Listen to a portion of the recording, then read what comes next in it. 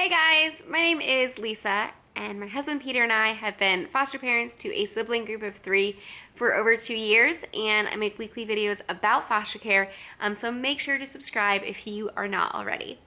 Today, I want to talk to you a little bit about court and how to be prepared for court. I remember the very first time that we were having court, I was so nervous, and honestly, I haven't stopped being nervous whenever it is time for court. And there's a lot of preparation that goes into that, more so I guess on, the caseworker's side, on the CASA's side, but you are the one, communicating things to them and just prepping for court. So I want to get into my binder that I take into court and what I have in here that helps me feel prepared. So for a long time, we actually had virtual court because of COVID and all of that. And so with that, I would be able to have access to like everything.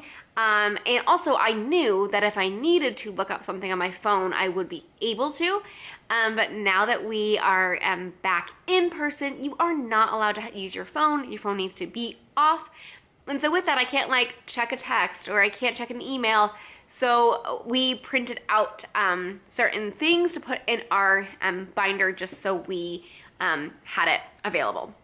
So I'll get into kind of what we have in here to share with you, but also leading up to court. For us, 3 weeks before court is when the caseworker has to turn in her report. And I'm currently talking about review courts. So there's a lot of different kinds of courts. As you go through the foster care system, there's going to be the first one would be fact-finding. That may or may not happen, but that's going to determine whether the kids need to be in care. And then after that, there will be a disposition. And a disposition, that is going to give the timeline for the parents, or not really a timeline, but like, hey, these are the steps that you need to complete in order to get your kids back. And so that's completed. And then after disposition, normally they try every 3 months, at least that's what they do here in Indiana. Every 3 months, they try to schedule a check-in. It's called a review hearing, and say, hey, how are we doing on that disposition? What progress have we been making? What do we still need to keep working on? Do we need to adjust the visit schedules? Do we need to adjust like the level of supervision for the visits? Do we need to increase, decrease? Like what are we at? And then every year you have what's called permanency hearing.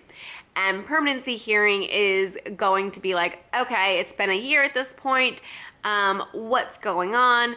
And we need to give these kids permanency. So do we need to add concurrent adoption, which is like they're working kind of like a dual plan? Or do we need to just go to adoption as the primary? Or, hey, have the parents met all of these steps and are we at reunification? And let's start making active steps that way. So that's a permanency hearing. And so with all of these, like, there's differences in them. The ones that you're going to be having the most often, most likely, is review hearings. And so with a review hearing, 3 weeks prior to that, that is when the caseworker will need to turn in their report. And they may ask you for, hey, how are the kids doing in your care? Because they have a section how the kids are doing. And we've a lot of times, sent that. And then they ask for like a paragraph usually each time, and I'm like, a paragraph on each kid? Like, there's a lot going on. So normally end up with like a page each, but then she will either like shrink it down to what's like the most important or just include it all. A lot of times she shrinks it down, but then I do send my full report to the CASA, and then they will include that with their report. And you as a foster parent are also able to write a note to the judge ahead of time. If you feel it's something that's super important that you want to say, maybe for whatever reason you can't be at court, because you are not required to be at court. A lot of other people, they are going to be required, like the caseworker, they're going to have to be there. The attorneys, they're going to have to be there. You as a foster parent don't have to be there. You have the right to be there. And we have found it helpful because that's when we hear what's going on and all of those things. So there was one time we didn't go, and then that time we did write a note to the judge.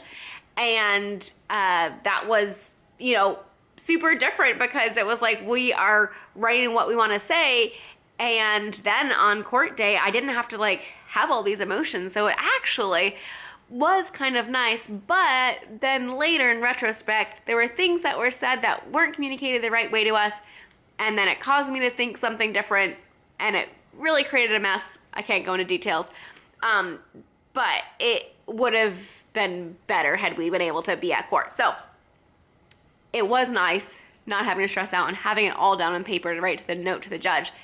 And maybe you still want to do that even if you are planning on going in person, because you really don't have a lot of time to speak, if at all. In Indiana, they do have the right to speak. They actually, at the very end, they'll usually say, hey, placement, do you guys have anything that you want to add? And so usually at that point, though, we're running over time, and they're like, we really don't have time to hear you, but do you have anything anyways? So writing a note ahead of time is nice because you can get all your thoughts out, and the judge is able to review that either before or during the court proceedings.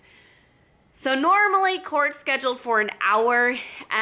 We have had it go as long as 3 hours. That was for fact finding, which that one's gonna go longer. But like review hearing, we've had go as long as like an hour and a half, I feel like, and then it was continued because it was too long. So then it was like way longer. And that's the thing is, like, if they don't finish everything, then it gets continued, and you're like, no, don't continue. Like, let's get answers. Let's figure this out. But the main reason that I want to make this video, and I'm already so long into it, is to talk about what I take into court to help me feel organized, to help me feel some sense of control, which you know, if you've seen my other videos, I like control, and as a foster parent, you don't really have a lot of it. But one of the things that has happened in court before is something is said that I know to be not accurate. However, I don't have the accurate information. And so then I'm not able to say, actually, this is what happened. So now we have created a binder, and I will show it to you. So I know I've talked about this in one of my other videos, and this is so helpful, is to create a visit calendar. Walmart sells these for like 10 bucks. I'm gonna go ahead and show you. That was 2021, 2022, and this is 2023, 2024. And I'm gonna go ahead and open up to a page that is not used yet and just show you what I do. And in the front of the binder, I have these pencils, and I'm gonna talk about the different colors and why I have a different colored pencil pouch right there. Okay, so I just open up to April 2023, and what I will do is say the kids are supposed to have a visit on a Monday, and it happened. Then I'm gonna go ahead and shade that green saying, yep, that visit happened. And then say they're supposed to have a visit on a Wednesday, and the visit supervisor is sick, so that visit does not happen. Well, I'm gonna go ahead and color that one yellow to show that it didn't happen, but I'll tell you why I didn't do it red. Say then it's Friday is a visit, and they, the parents cancel for whatever reason. Well, then you're gonna go ahead and color that red, and then you're gonna say, oh yeah, parents canceled, and so that's the reason visit was missed. So it was yellow over here because it was a different reason besides the parents. It was green over here because it happened. And then go ahead and say, oh no, someone has COVID and they can't meet in person, but we can still do virtual. Well, then maybe on that Monday visit, it'll be purple, because purple means in that they had visit, but it was virtual. So that is how I keep track of if visit happened, what happened, and I'll write a little note like visit was from 4 to 7, or on this day a different visit supervisor filled in, just so I have a written account of kind of who did the visit, when, and how long the visit was. The reason I created this is because we had transitions of different visit supervisors, and I thought that, you know, they would have kept a detailed record of when visits happened, what didn't happen, why was the reason visits may have been canceled. Nope, they don't. And so when you're kind of trying to talk to the visit supervisor, or when you're trying to talk to the caseworker and be like, hey, like this happened during visit, and they're like, oh, visit happened that day, or oh wait, visit didn't happen that day, why didn't visit happen? And you might think you might remember, but you probably won't if you're talking about like a whole month ago.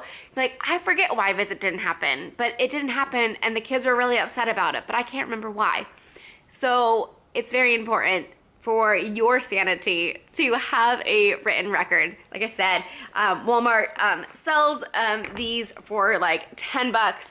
It is so worth it. It lasts for 2 years. So I just started on my second one, but definitely go and get one of those. So that is the kind of the first thing I have. Then I have those pencils, and obviously I'm not gonna be able to show you what is in my binder, but I'm just gonna talk through it.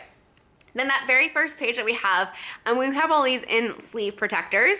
You can get those off Amazon or at Walmart as well.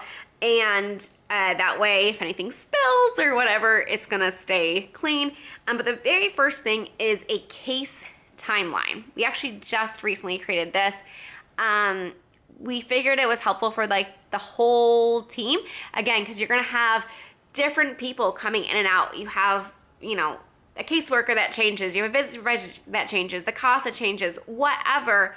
It's gonna be very helpful to be able to have a timeline, and then you can just send it to the new person. So say, you know, this is the day the kids are removed, this is the day they came to us, this is the days that we've had court, this is the days that we've traveled, this is the days that there was a transition to a new caseworker, just like the overview of the case. That's the very first thing, and that lasts 4 pages for us.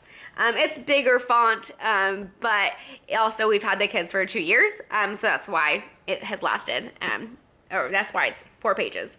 The next thing we have is the progress report, and a progress report is sent to you whenever there's a review hearing. You're supposed to get a copy. We didn't get a copy for like the longest time, and we actually got a copy last time. So yeah, it's there. But that is super helpful. You're supposed to kind of get that, and that is the information that the judge is going to get ahead of time. So it is the case plan for the kids, kind of what has been going on with the case. And so that was actually mailed to us before court. And so we just put that right in the front. And let's see. Then I had the summaries that I've sent to the caseworkers. Remember I said that, you know, 3 weeks prior to the court, the caseworker is going to write up a report of like everything over the case. And there's gonna be like one little section about the kids. And we wrote sometimes more than she was able to include in there, and we would pass on to the CASA, but I thought it was also important that like we had it also to, if the judge calls on you like to give, you know, an update on the kids and you are like freaking out and you're like, oh, what was I gonna say? You have something that you've already written up and you can just go look at your notes and then be able to, you know, speak to the judge. So I think that's super helpful just for you to have a record of everything. Then I actually have a couple of emails that I printed out, and things that I thought were important communication that I had with different people that I thought if is brought up, it'd be super good to have a printed copy. So a lot of this is just summaries of the kids. Then I have, I have the grades in here for the oldest. Again, if it was ever asked, like, well, how is she doing in school? And be like, well, if you want, here I have the report card. You probably won't be asked for these things, but again, I just like to be prepared. So there's that. And then I have some letters that the parents sent to us just to be able to have a written record. And then I just have some lined paper in the binder just to be able to take notes and keep my notes from past hearings. And so this is just my court binder. I have a lot of other binders too. I have like the main, like, our overview foster parent binder, just like for like the general foster parent stuff. Then I have one for each of the kids. And actually for the oldest, I currently have 3 binders for. One for like medical stuff and things like that. And then another 2 for the different grades of schoolwork and things like that. Because there was just a lot of like fun papers and stuff that I didn't want to throw away, and I didn't know what to do with it, so I have it in a binder. Then I can show you this. Then back here I have the foster parent bill of rights. Again, just in case we ever had to kind of feel like we needed to defend ourselves in court. This is something specific to Indiana Department of Child Services, but you can definitely look in your state to see if they have it, and maybe I can make a whole separate video about this and just the things that as a foster parent that you have the right to be able to speak into and advocate for the kids. And then we have this lovely thing. Again, if we ever needed to call on a certain code, this is something that Peter wanted to have because he would be the one to call it out. But if we felt like something was completely going wrong, then we have the right to call our own hearing. Obviously, that would significantly delay things, but that would be just if we're like, what? Like, this is crazy. We are wanting to call our own hearing. We will hire our own attorney and figure things out. We will not be planning on doing that with this case, but it's just good to know that you can. And I think there may be stipulations with that. You may have already had to have the kids in your care for a year. I probably have to have Peter explain that one, but that's just in there in case we ever needed to know the specific policy number. We would go there and say, according to policy, blah, blah, blah, blah, blah, blah, blah, we would like to call our own hearing and reconvene at a different time. They'd be like, what? Again, we're not planning on doing that, but we have it in there. So that is the court binder that I have. This is what I walk in with just to stay organized. Do you need all of that? No. Did I use like any of this besides the writing material during the last court? No. But I was happy I had it with me. So again, I hope that was helpful. What else do you think I should have in that court binder that's not already in there? And was this helpful? Please let me know in the comments below. And let me know if there are any other videos that you would like me to make. And we'll see you in the next video. Bye guys.